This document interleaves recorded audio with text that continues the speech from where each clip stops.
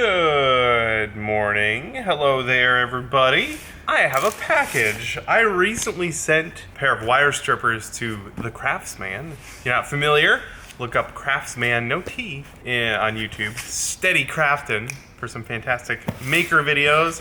I sent him a thing, and he sent me a thing. This is totally unprompted. Where'd my knife go? Hold on. Maker knife. And I'm gonna open this box in the style of Jimmy DiResta. I've noticed that Jimmy will just cut the top off of the box.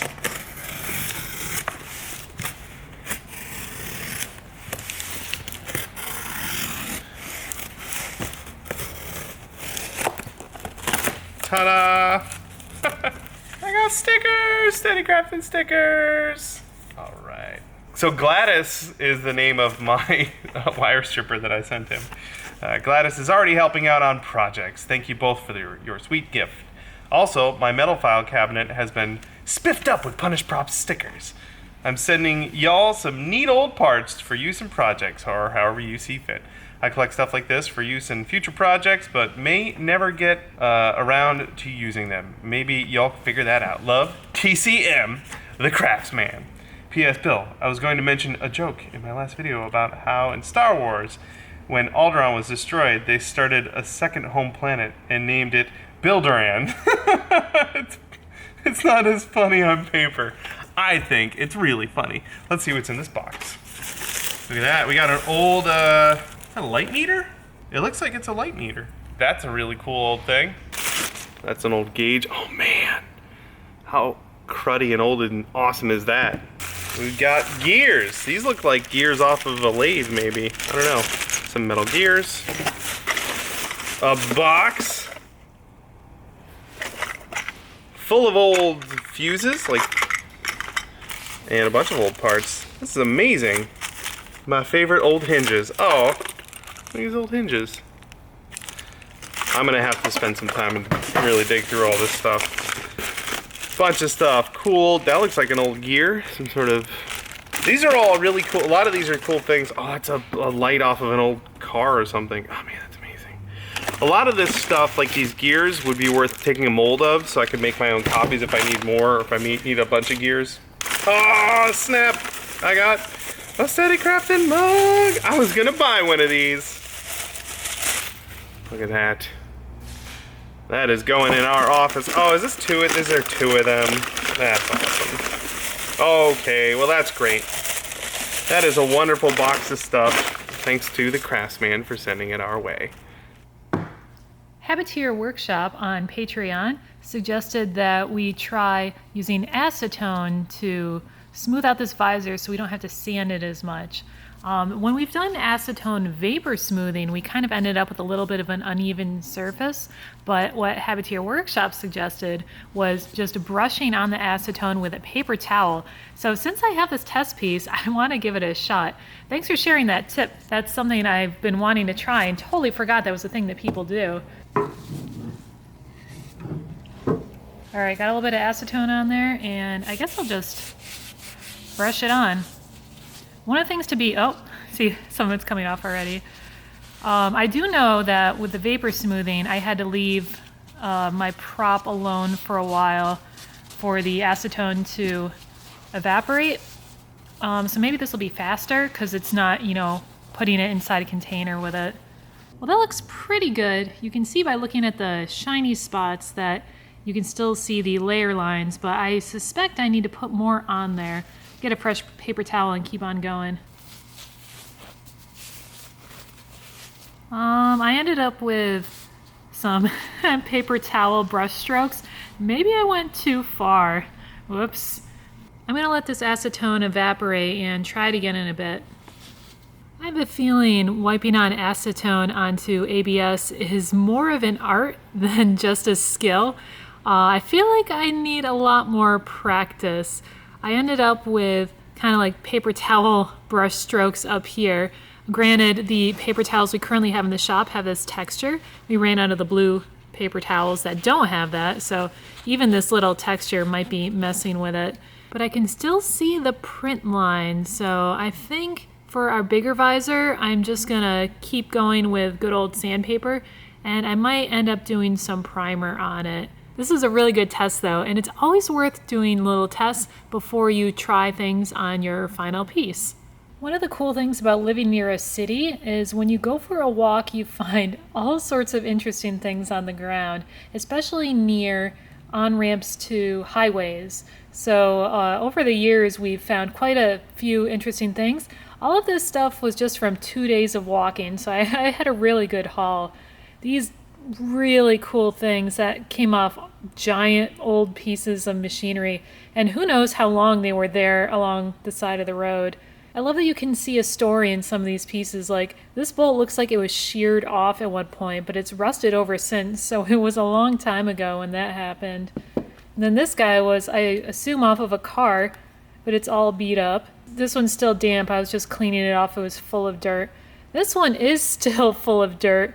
I'm not sure I'm going to keep it. I'm not sure what I would do with this guy. It's pretty beat up and the metal's pretty thin.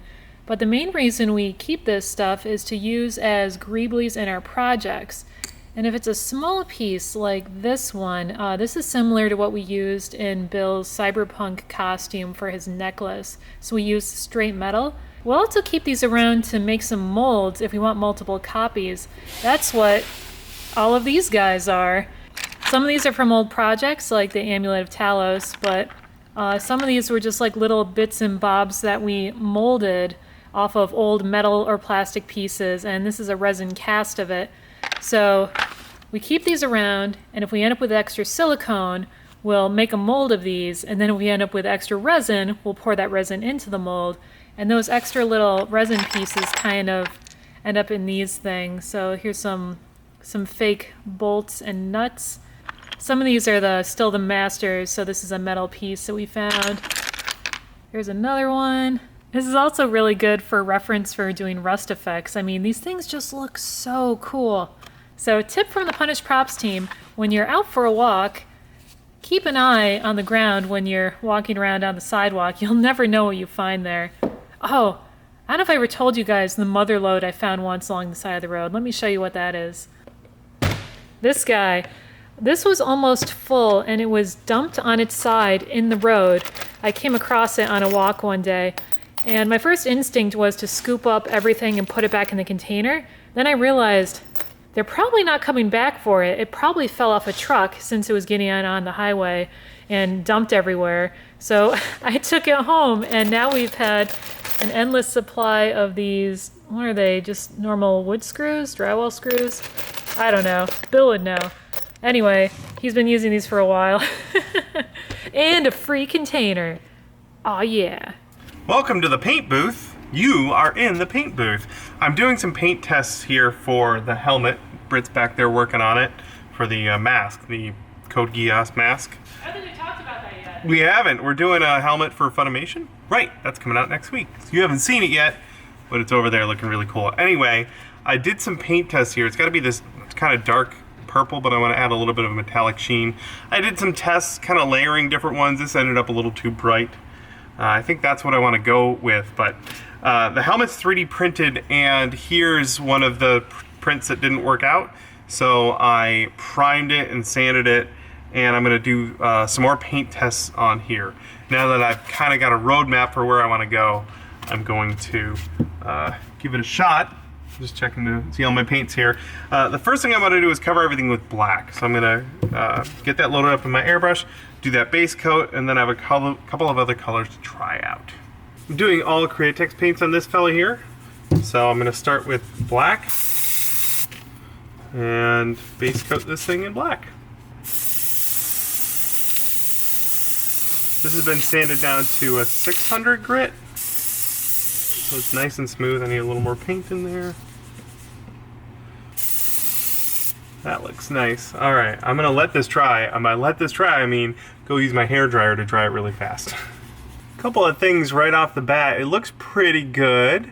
I can still see some of the sanding strokes in there. So when I'm prepping the real parts, I'll be sure to buff that a lot more before we go to our paint. But it's looking pretty good. The next layer of paint is going to be this pearl white. Is fairly translucent, so I'm going to mix that, I think, in equal parts with this opaque purple. This is the purple I want. I just want it to be a little bit shimmery. And this will also make this purple bottle last longer because I don't have a ton in here, but it'll also give it that sort of shininess. And again, I'm gonna go 1 to 1. 1 part this to 1 part this. And that's what I did on this corner part here. And I'm pretty happy with how that turned out. Mix up my color, and I'm gonna put it in my airbrush and try, see how it looks.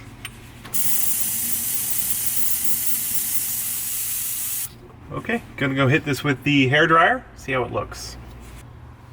There we go. I really like that purple. The only thing I want to try now, I want this to be glossy, although I really like that sort of satin finish on there.